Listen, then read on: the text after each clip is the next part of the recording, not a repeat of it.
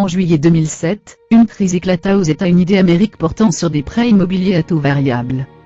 Cette crise représentait 22% des emprunts immobiliers américains, et plusieurs dizaines de millions de citoyens.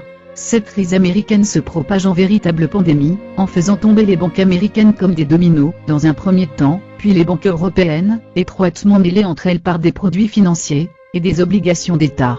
Aujourd'hui, cette crise en est venue de la Grèce, l'Espagne, bientôt l'Italie, et peut-être la France, pays parmi les fondateurs de l'Union européenne.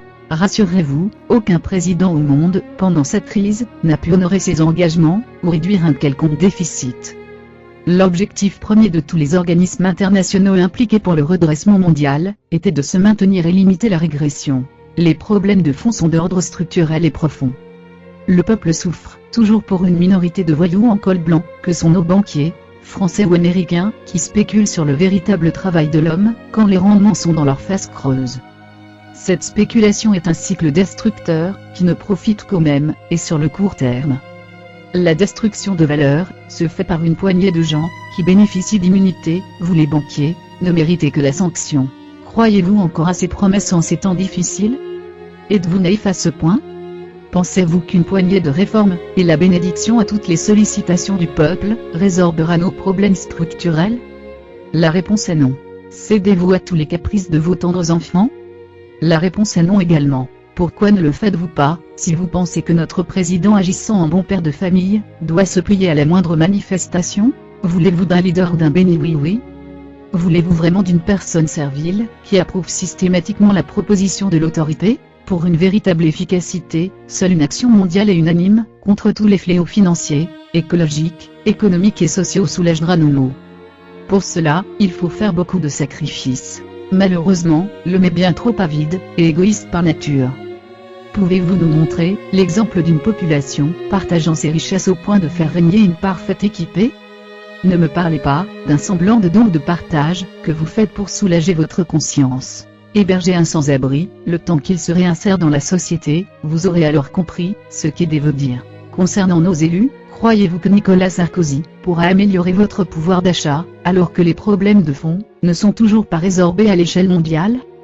Croyez-vous que François Hollande augmentera le nombre de fonctionnaires sans assurer une fuite des dépenses publiques? Aucun des deux candidats ne sciera à sa branche, ne le croyez pas. Le président du 6 mai prochain ne doit pas être un héros, il ne doit pas être un père, il doit se contenter d'écouter le peuple, et de préserver la République française, endiguer notre dette et éviter de creuser le déficit pour ne pas faire sombrer le pays.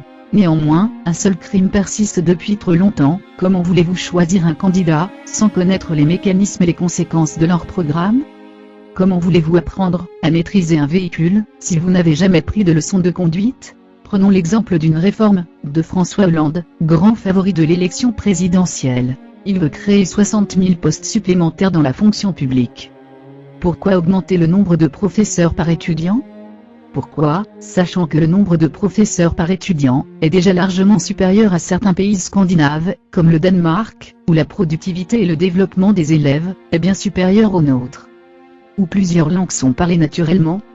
Pensez-vous quantité ou qualité, monsieur Hollande? N'est-ce pas faire preuve d'illusion? Une autre réforme, concernant une surévaluation du SMIC, supérieure au taux de la croissance. Quel impact pensez-vous que cela aura en dehors de l'électorat SMICard votant Hollande?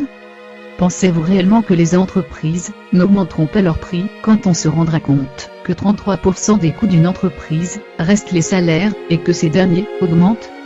Que se passe-t-il quand les matières premières augmentent? Les entreprises absorbent-elles la hausse, ou les répercutent-elles sur le prix public? Ne soyons pas naïfs. Augmenter les salaires n'est pas une solution, endiguer la hausse des prix. Une hausse des salaires aurait pour effet une hausse nominale de ce dernier, mais pas une hausse réelle. En économie, on appelle cela une illusion monétaire. Êtes-vous de vulgaires moutons, ou de véritables acteurs du système?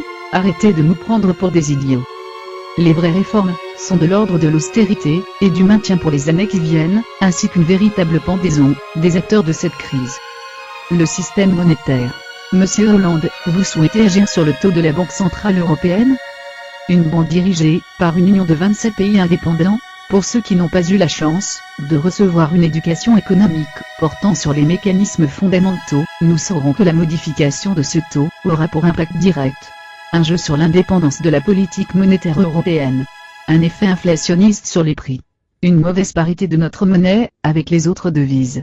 Souhaitez-vous que les entreprises augmentent leurs prix et que notre pouvoir d'achat diminue? Ou souhaitez-vous que notre parité euro-dollar tombe et que nos entreprises ne puissent exporter à cause de prix trop élevés? Souhaitez-vous que notre politique monétaire devienne expansionniste et que la planche à billets fonctionne 24 heures sur 24? Souhaitez-vous alors peut-être une fuite des investissements étrangers dans notre patrie et nous appauvrir?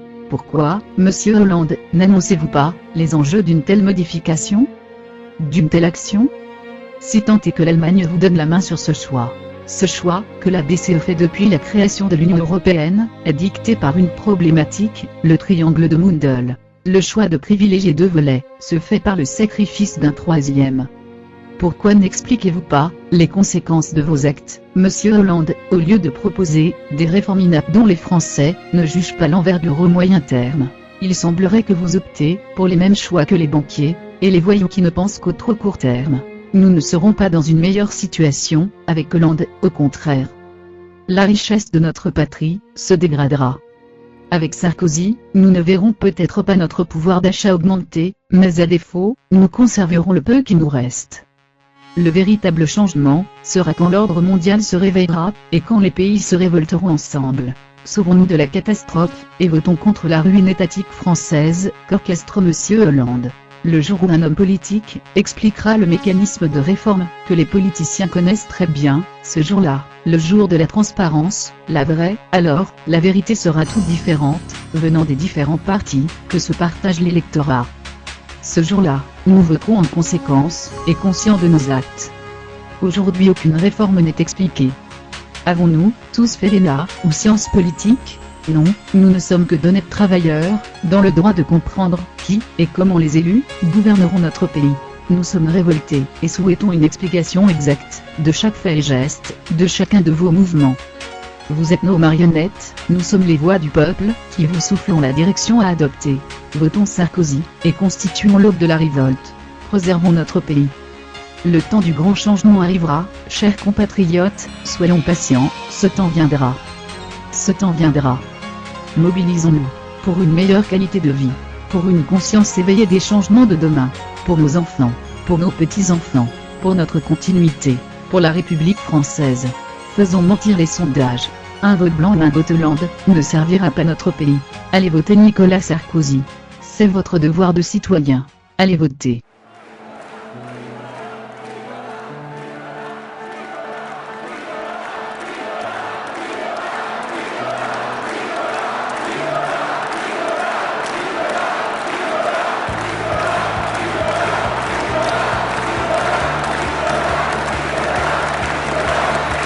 Je me suis engagé, je vous demande de me croire, comme jamais je ne m'étais engagé avant dans ma vie. Je vous le dis ce soir, ici à Villepin, pendant 5 ans, j'ai tout donné à la France parce que c'est l'idée que je me faisais de mon devoir de président de la République.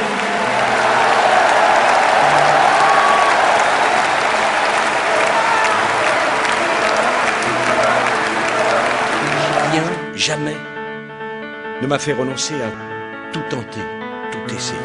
Chaque fois, j'ai répondu présent. Chaque fois, je me suis acharné sur le dossier. Et chaque fois, on a trouvé une solution. Parce que c'est mon devoir, parce que c'est ma nature, parce que c'est mon tempérament.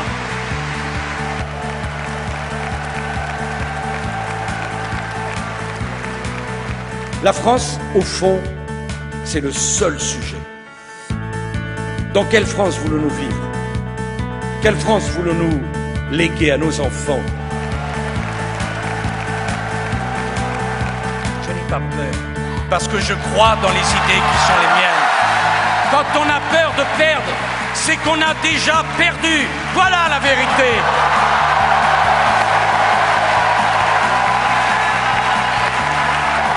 Mes chers amis, j'irai jusqu'au bout. Je n'ai rien perdu de ma foi dans l'avenir.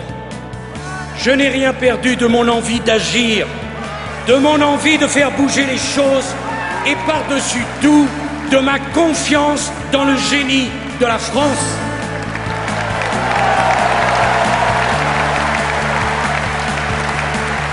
ne suis pas un robot, je ne suis pas un automate. Et ce que je viens vous dire, cela sort de mon cœur, de mes tripes et de mon esprit.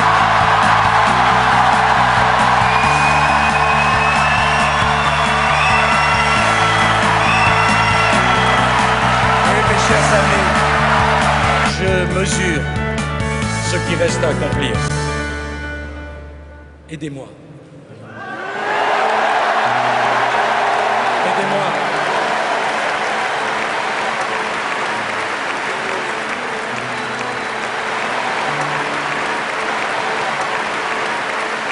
Nous sommes le peuple de France qui a foi dans l'humanité, qui a foi dans le progrès. La France est grande parce qu'elle est grande pour les autres. C'est cette France que je veux construire avec vous. Ne vous laissez pas voler cette élection. Ne vous laissez pas kidnapper votre vote. Vous voulez gagner. Ça ne dépend que d'une seule chose, de vous, de votre mobilisation, de votre volonté de faire la plus grande surprise qui ait jamais été réservée dimanche prochain.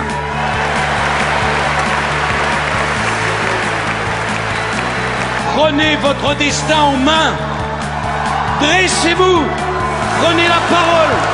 Dites ce que vous avez sur le cœur. Dites ce que vous voulez pour votre pays. Dites-le haut. Dites-le fort. Dites-le maintenant. N'ayez pas peur. Peuple de France, n'ayez pas peur. Ils ne gagneront pas si vous décidez que vous voulez gagner.